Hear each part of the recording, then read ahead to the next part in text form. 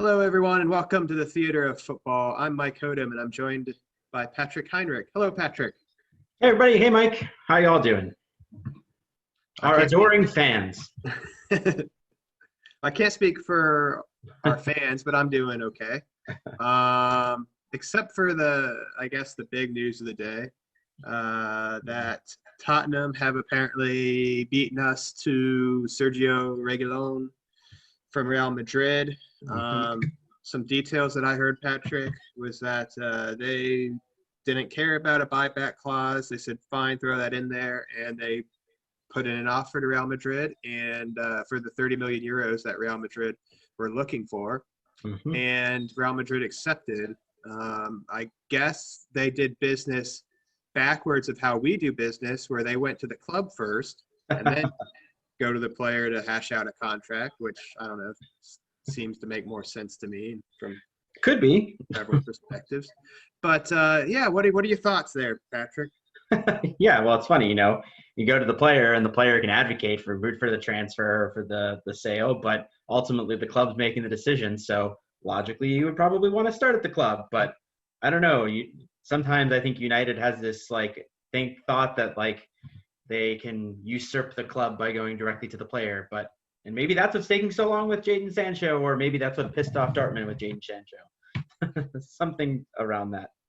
Yeah, because actually it's funny you bring that up, because there was talks that we had agreed personal terms with Thiago, but we hadn't talked to Bayern Munich, and Bayern Munich's chairman hit out at us, not just us, but also Liverpool, who also were reportedly agreed to terms with Thiago. Yeah. He didn't like that at all. So it is interesting that you bring that up, because I ethically, I don't like it. I don't like that type of practices. I think a decade ago, 15 years ago, it was very much frowned upon.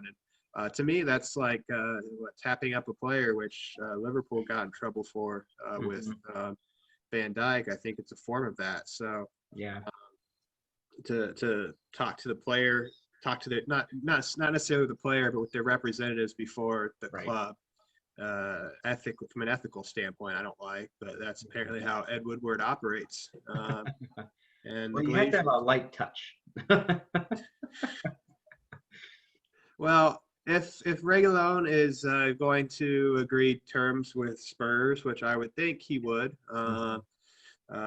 where does our transfer window go from here, Patrick? Well, I think we really need to still focus on a left back. I mean, I think it's a shame, and I had heard that Real Madrid was going to drop the buyback clause, which I read and I was like, hooray! Like, maybe this is a good sign the deal's gonna go through. And sure enough, can't close the deal. But I think we should definitely keep targeting a left back, because I think it's so crucial to our depth of our bench and our defense. Who are you looking at, Mike, for left back? I don't know. I'm lost at this point. No, the last other rumor I've heard is that we're supposedly interested in Porto's left back, Alex Telles. He's a few years older than Reguilon, but supposedly Porto would be willing to part with him for something like 22 million euros. So a good way for the Glazers to save some money.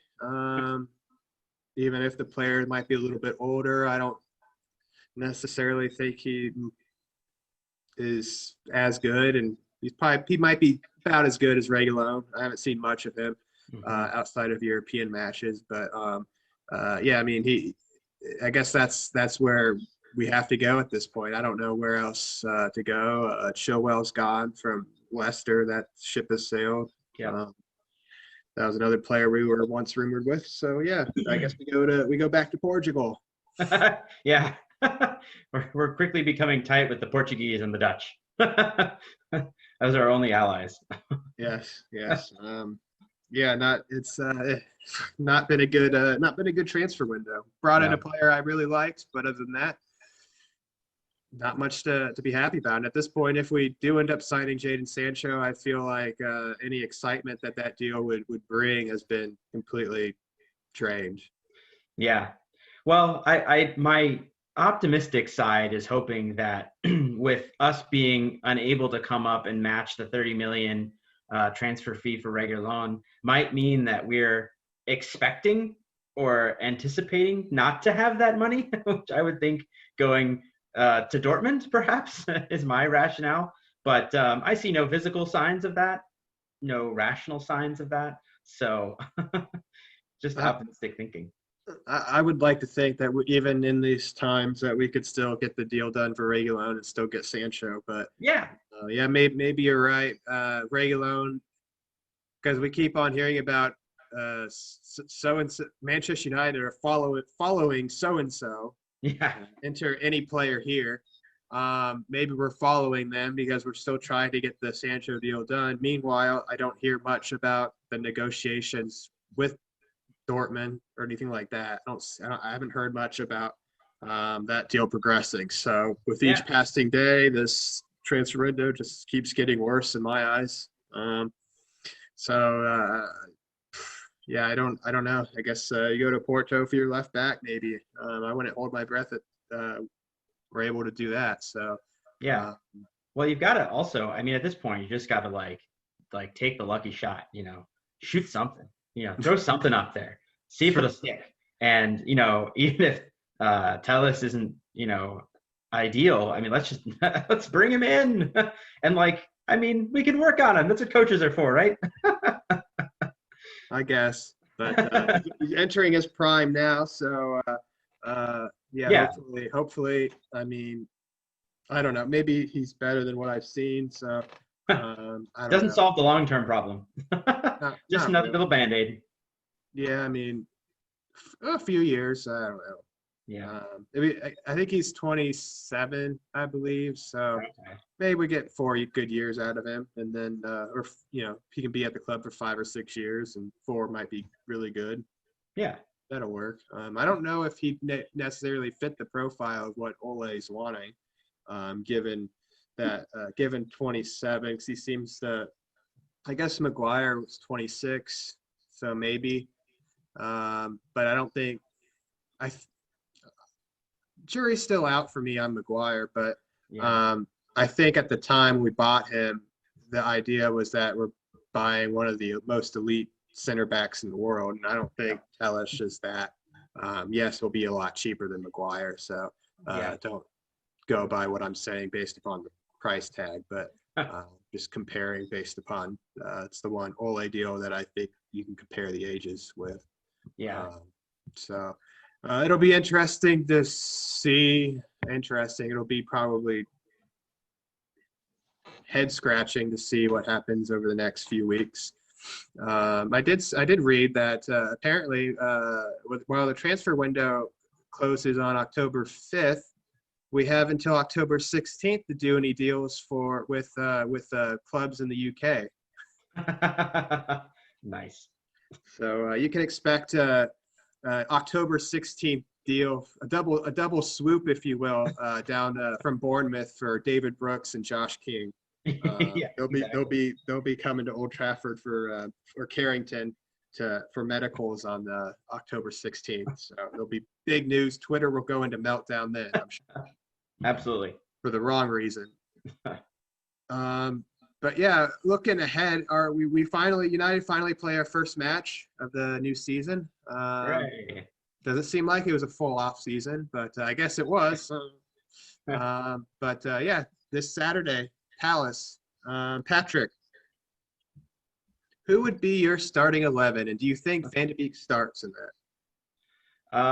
I think I'm gonna say Van de Beek starts. I'm gonna expect De Gea back in goal. I can probably imagine that. Dean Henderson was great. Lee Grant was interesting to see his appearance. But I think we see De Gea back in goal. I think we get Wan-Bissaka back on the right. Shaw is probably going to be on the left. Maguire, obviously, and then probably Lingard back again. You think Lingard? Oh, yeah. Lindelof? Or Lindelof. Lingard. hey, we got to put him somewhere, right? My head nearly. Yeah, that's right. As I've been talking all this time about experimenting with players, putting Scott McTominay as a center back, I think we need to experiment more. Let's just chuck Lingard in the back and see what happens. No. Oh.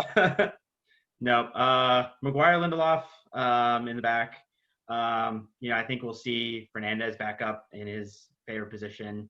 I think we'll see Rashford, hopefully Greenwood back starting. I know he's been doing the one-on-one right now, the single training right now, but it'd be great to get him back in.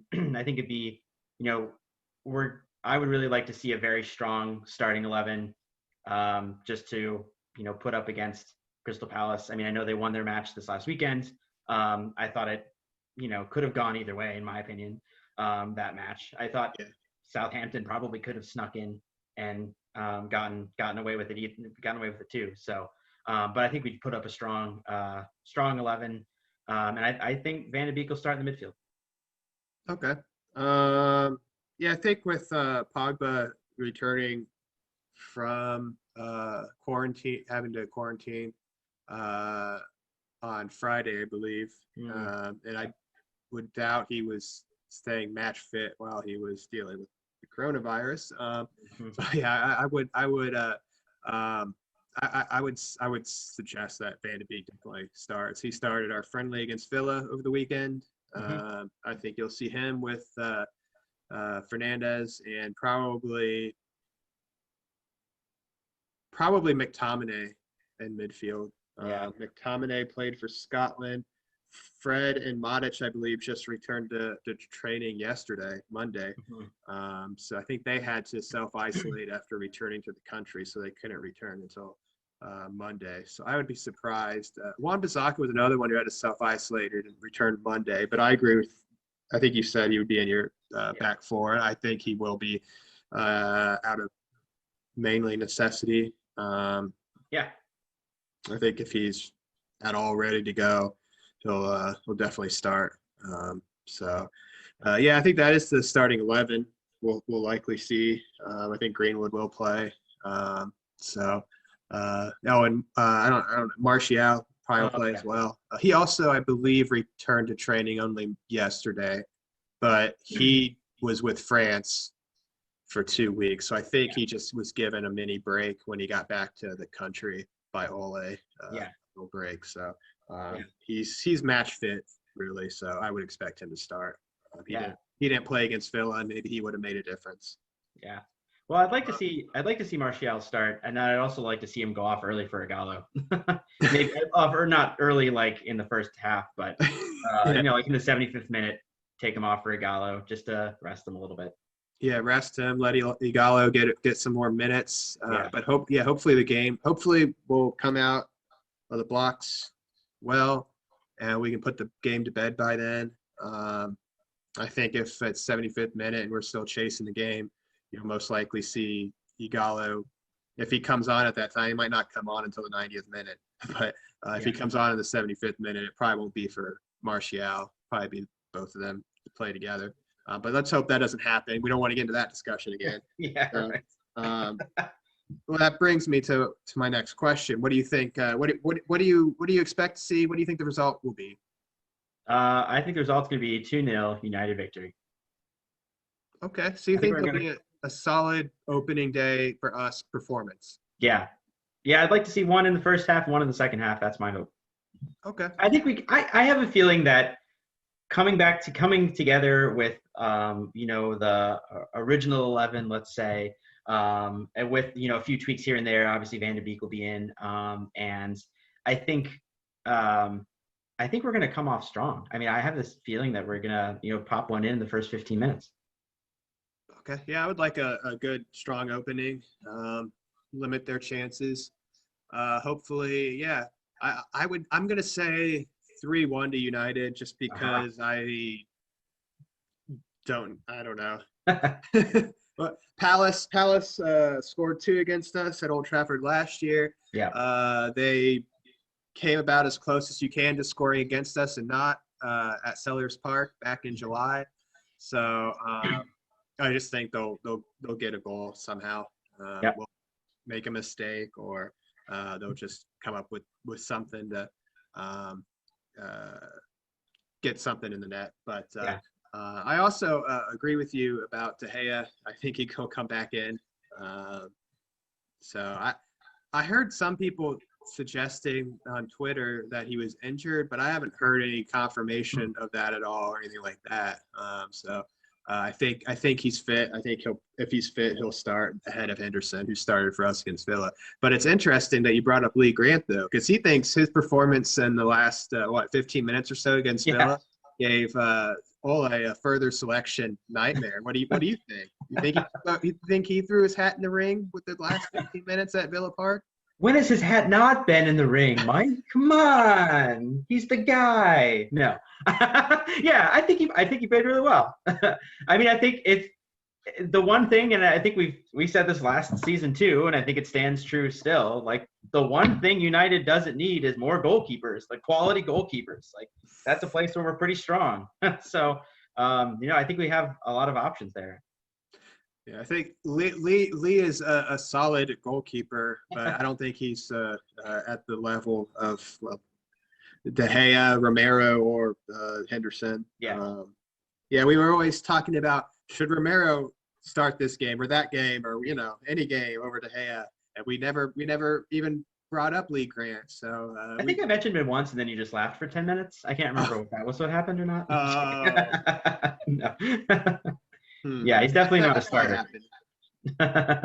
It slipped my We have the mind. video footage. I'll go back and watch tonight. Yeah, it slipped my mind, so I'll need a reminder of that. Yeah, I remember him playing when he was at Stoke. I think it was like 2016, maybe. He had a master class against us. I think he stopped like 2 or 3 like brilliant scoring opportunities for Ibrahimovic. Yeah. He had his number that day, but that was I think that's what got him the United third keeper gig. Yeah, definitely. But yeah, that's the curtain's now closing on the theater of football. Thank you all for joining us. Thank you, Patrick, for joining me. Of course. Yeah, if you're watching us on YouTube, let us know your thoughts on Reguilon, our left back search, our transfer window in general, or what you think will happen on Saturday Saturday against Palace. As always, hit us up at Theater of Football on Twitter with those same questions and subjects. Love to hear from you. Bring in your comments in our next video. For Patrick, I'm Mike. Have a great rest of the week. Cheers, everyone. Oh, hello. Thank you for watching the Theater of Football. If you think Mike got it wrong yet again, please leave your thoughts in the comment section below.